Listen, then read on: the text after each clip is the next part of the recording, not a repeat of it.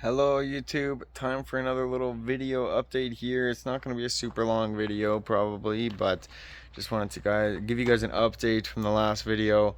Um, the rad hose ended up blowing on the van. I didn't really even know what it was at the time I took that video because I was just upset and everything was still steaming and hot and leaking, so I just left it for the night.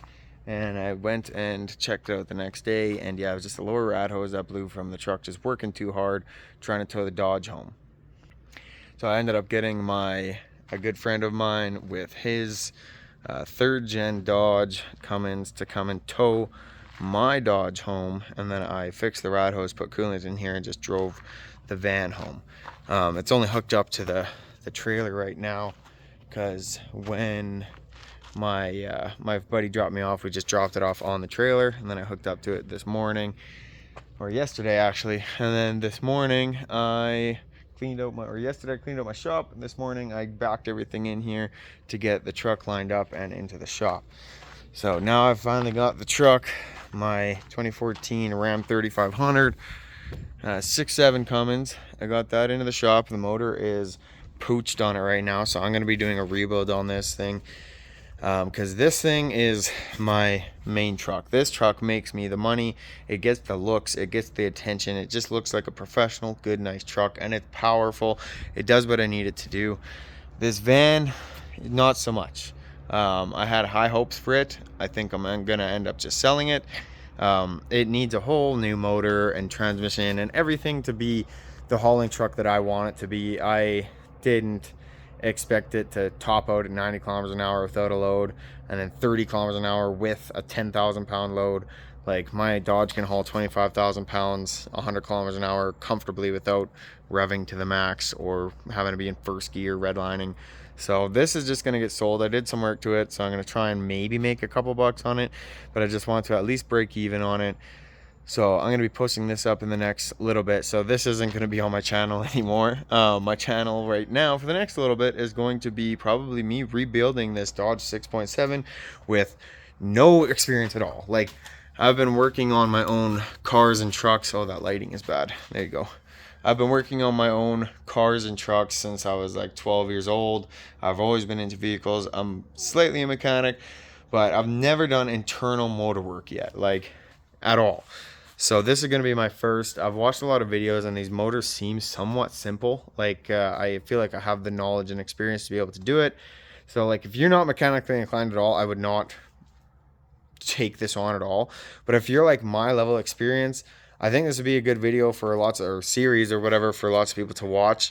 Because I'm going to be figuring it out as I go, just by watching other videos and reading and researching as much as I can. Just, yeah, and even if you're not doing a project like this, it's just going to be an interesting thing to watch me tearing this thing apart with absolutely no knowledge or experience on these specific motors or internal motor stuff. But I want to have this truck for the next 10, 15, 20 years. So I want to get to know inside this motor and out. So I figure, why not use this opportunity to do the rebuild on it myself. And then if the motor is too short to do the rebuild on, then I'll just have to do a motor swap, which won't be as fun to watch, but it'll still be a good educational video and pretty entertaining. So anyways, I want to give you guys a little update on like what happened with this thing a little bit. So I haul all the time with it. I haul heavy. I ended, at the time that it broke down, I was hauling maybe 4,000 pounds of lumber from around central interior BC, and I went to Edmonton with it. After the whole drive there went fine, we dropped off, and then the truck started running slightly weird. Like, at red light, it would have a little shake, a little tiny bit of a misfire, and I heard a weird little bit of a tapping noise. So I didn't like that. I thought maybe it was bad fuel. That's what it sounded like. Maybe an injector getting stuck. So I want to put some premium fuel in it and some fuel injector conditioner or diesel fuel conditioner.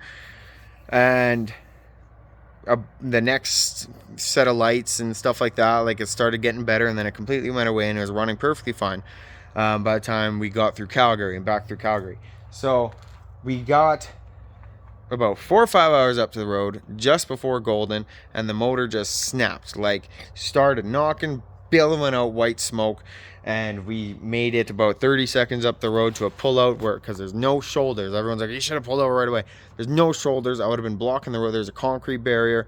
I would have been blocking the road, and I would have had to pay thousands and thousands of dollars for a tow truck to come get me right now, because I was still just in the middle of nowhere, kinda. So I made it to a rest area. It was 30 seconds up the road, not even a kilometer. Made it there, and the whole time the truck is knocking and smoking like crazy. I have no clue what's going on. Get there, we shut it off. I start going through things. I can't figure it out. Get it towed to a shop. There is warranty on the truck, but it only covers up to $7,500. So I figured, let's take it to a shop. Maybe they can figure it out, and it's just something, injectors, that it'll be covered. Take it to a shop. Their diagnosis was that it needs a whole new motor because a valve broke and dropped into the cylinder, came up, smashed the injector, and the whole bottom end is probably destroyed too, they're saying. So I need a whole new motor. They quoted me $25,000 to do the motor on this truck. That is not anywhere in a price range that I was thinking that it was going to be. With the $7,500 that the warranty would cover, that would still be $17,500 out of our pocket for a motor for this thing, and I thought that was outrageous. And instead of getting a second opinion or a third opinion, fourth opinion, having to pay the tows to each one of these places, having to pay diagnostic each one of these places, and being in $5,000 just for diagnostic, I decided, you know what, I'm just going to tow this thing home, and I'm going to try and dig into it myself and just see how it goes. Like, I've done a motor swap before, so if it comes down to it, I can do the motor swap and it won't be the end of the world, I don't think. Might be a little trickier with the computer and electronics and shit that this thing has, but I'll get that all fine-tuned and figured out as I go. So anyways, shop quoted me $25,000. I told them I'm just going to come pick it up. So now I'm on the hook for an $800 diagnostic thing that would have been covered under warranty if they would have been able to do the work and this, that, and the other. So now I had to pay them $800 for them to take apart my truck. They wanted an extra 2 hours at $165 an hour to put it back together. I was like, that is crazy. Like, this shop I've been to a few times. They know that we just had a baby. They know that I'm making payments on this truck. They know that I've had troubles with this truck. Instead of just being, half decent people and saying, you know what, let's put it back together for him so he knows what the heck he's looking at when he takes it apart, or even just label parts. This is what they did. And I'm sorry, I got to use the selfie camera because my front camera is broken. But look at this. All my half of my rocker arms, I believe this is. My push rods, injectors, fuel arms, the things that hold, I forget exactly what these are called. They hold down the rocker arms, or the rocker arm. Yeah, I think they hold down the rocker arms. Yeah, it's all this stuff. It's just taken apart. I figured it would be nice if they freaking labeled some of that. And then valve cover gasket just sitting there. Everything here. Whole top of the motor is still loose, and I expected. I didn't expect them to go put all the bolts back, but I didn't expect them to put all the push rods and everything into a box, and now it's a puzzle for me to put it back together. Especially like push rods, they put them back where they were. It takes 10 seconds to put them back. It takes 10 seconds to put those rockers back. Why do you need 2 hours to put that stuff back? This is why I hate going to shops, and this is exactly why from a young age I've just worked on my own vehicles. Number one, I've never had the money to just bring my truck to a shop like fancy old person. When my stuff breaks, I'm forced to fix it myself because I don't have the money to bring it to a shop. And now I'm stuck in that same situation again. I got a truck with warranty, so I wouldn't have to work on it, and now I'm still stuck working on it again. But it's probably for the better, like I said. Shops just freaking are out to get you. They're out to scam you. And I'm someone that knows my shit, and they know that I'm mechanically inclined, and they still try and rip me off. So I don't even want to know what they would do to someone that doesn't know anything about motors or any mechanical experience. They would absolutely hose a person with no mechanical experience. So people, be careful when you go to shops and stuff. Just be really careful when you go to a shop. It's just crazy. So anyways, that is going to be my channel for the next little bit. I'm going to try and video as much as I can. I'm really bad for it, especially when I just want to get my head down and start just taking stuff apart. But I will really try and start videoing things properly. Like right now, I was literally just about to end the video and start working on things. I think I'm going to end this video, go upload it, hang out for a bit, and then I'll get some cameras set up, go find the GoPro I think we have laying around still, and then that way I can actually video this properly, because I don't want to video it with the selfie view because everything's backwards. I want to be able to video it with a front camera, so anyone that wants to do this kind of work as well kind of knows what they're looking at.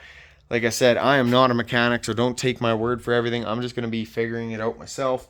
So yeah, I don't know. I hope you guys enjoy this. And then once this thing's back on the road, we'll be starting to do the hauling and stuff like that again, just in the truck. I'm going to start videoing all of that. I'm going to try and get those Ray-Ban glasses if I can. But just everything's so expensive, and I'm so broke. I have 11 cents in my bank account because this truck has eaten all my money. Then this truck I thought was going to be good, but it's not. I've spent all my money on that. I've tapped out myself. I've borrowed money from freaking my girlfriend and my mom and like everyone. It's like I'm just right now. That's why I'm like, you know what? Let's start trying to make a video series. Maybe I can make a couple bucks on YouTube. Would be very nice. But even just doing the YouTube gives me a little bit more motivation to get this stuff done, which is the main thing of it, you know?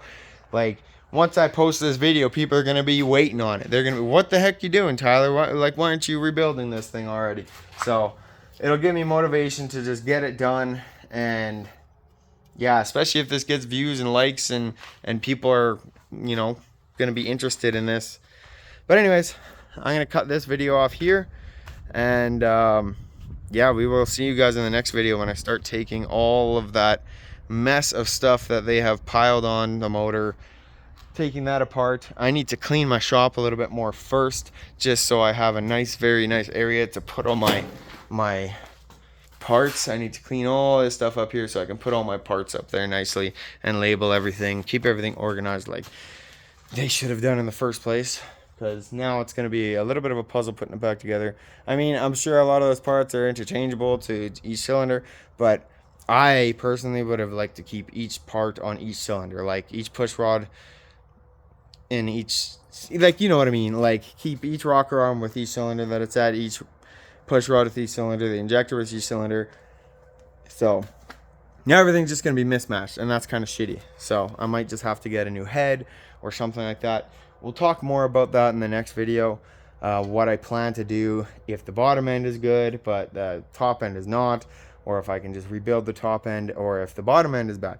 We'll talk more about all that in the next video once I start tearing it apart. But for now, that's going to be it for this one. So yeah, if you guys are interested in watching more of this, hit the subscribe, hit the like, please comment. I love when people comment and I can kind of reply back or save the comments in my mind to answer in the next video, or just give me ideas for the next video, whatever it is.